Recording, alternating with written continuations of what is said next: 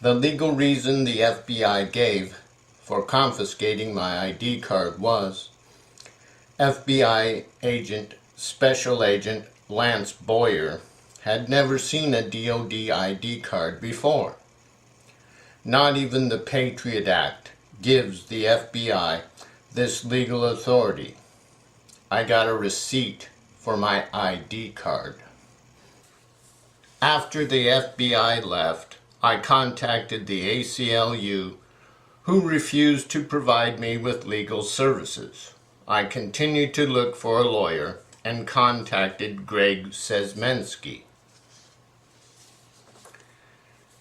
Greg Sezmensky wrote an article about the FBI raid on my home to include calling the FBI office, who confirmed that they had gone to my home and confiscated my DoD ID card, but would not discuss the legality of the FBI's actions. I continued to look for a lawyer, and after 3 months of lawyers telling me no, I thought, what can I do myself? So I filed a request for an investigation to be done by the Seattle U.S. Marshal's Office, who reviewed my incident report and forwarded it to the U.S. Attorney's Office for further investigation. Attorney General Gonzalez did nothing with my request. I received an email from Professor Ingenomort from Finland about the January 2005 Frank Bass article in the Chicago Sun-Times about the Nixon-Ford administration's Cabinet Committee to Combat Terrorism that the Strasbourg Concern study was an activity of. He wrote an article from the Freedom of Information documents he obtained that showed the committee ran until 1977, when Democrat Jimmy Carter cut the funding for implementing the security improvements for U.S. air travel security. Why did Jimmy Carter cut the funding for improving White House security while he and his family lived there, after the White House had came under attack during the Nixon administration? Jimmy Carter refuses to answer this question because Democrat Jimmy Carter is the president who is responsible for the September 11 attacks happening, not George W. Bush. And the Democratic 9/11 Truth Movement has been hiding this from you. I traveled to Camp Casey to see if I could get some help from Cindy Sheehan. The weekend I went was the weekend right before her surgery, so she was weak and I only got to talk to her for a couple of minutes. I contacted her later after she recovered, but because she was the sweetheart of the Democrats at the time and her lawyer was a Democrat, I did not get any help from her.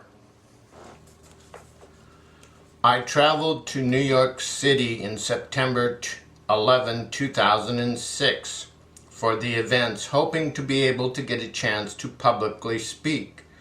This did not happen. On Saturday night, when there was to be a public comment period, the speakers overran their time and there was no public comment time. Then on September 11 at Ground Zero, there was to be a public comment period with a bullhorn at 2:30 p.m. I waited with the other people who wanted to speak, but before the 2:30 time came, Alex Jones grabbed the bullhorn, made his statement, which angered a lot of the New York police and firemen who were there, and then took off with the bullhorn to go yell at some business building. His action made it so that no one else got to speak, except Alex Jones, who never explained why he did this to the other people who had patiently waited for the 2:30 public comment time to speak. When are you going to explain your actions, Alex Jones? I then traveled to Camp Democracy in Washington, D.C. On Saturday, September 16th, I asked one of the people in charge if there was going to be any 9/11 speakers, and she said that as a matter of fact, a Kyle Hentz was going to be giving a talk about his new movie, 9/11 Press for Truth.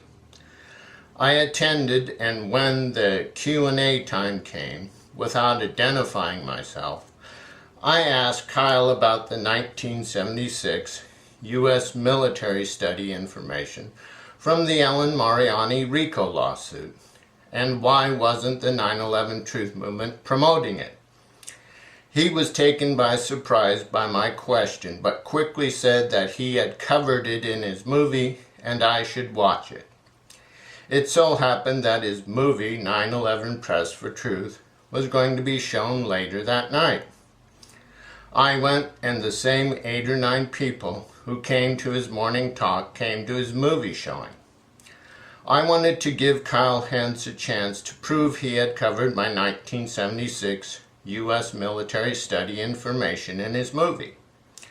There was not one single word mentioned about the 1976 U.S. military study information in Kyle's movie. Kyle Hentz had straight-faced lied about covering it in his movie 9/11 Press for Truth. If Kyle Hentz had to lie about this, what else has Kyle Hentz lied about his citizens' investigation?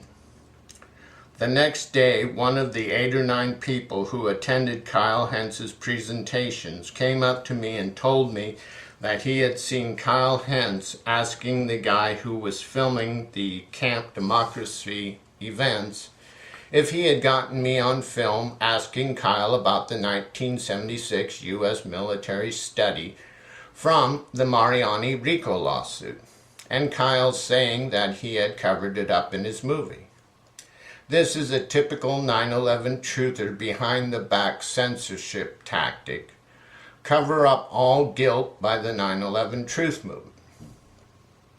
When I contacted Kyle Hentz later about the Camp Democracy event, he refused to reply and continues to refuse to reply, just like his fellow 9/11 Truth Movement censorship pig, Kevin Barrett. I challenge you, Kyle Hentz, to tell publicly what Cynthia McKinney did for you to justify censoring my U.S. federal court testimony for her. After I returned home from Camp Democracy, I saw where there was going to be a Boston 9/11 Truth Tea Party, and I contacted the group about speaking there. Jason King replied that all of the speaking spots had been filled, but there would be a 45-minute public comment time on Friday night where I could speak. On Jason King's word that I could get to speak, I traveled the 6,000-mile round trip to the East Coast again, and on Friday night attended the event to speak. They let the 2 speakers overrun their time and did not have the public comment period. Bob Bowman only spoke about his Democratic political party campaign to get elected to Congress and wanted you to give him your money. Have you noticed how every 9/11 truther has their hand stuck out to you asking for money, promising to deliver to you the truth but only end up asking you for more money and delivering no truth? I stayed for the Saturday events to try and get to speak again, but once again I was denied the ability to publicly speak by the Democrats of Boston 9/11 Truth. The Boston 9/11 Truth Tea Party was just another Democratic political party campaign fundraiser that revealed no truth about the September 11, 2001 attacks, but just their desire to have you give them more of your money.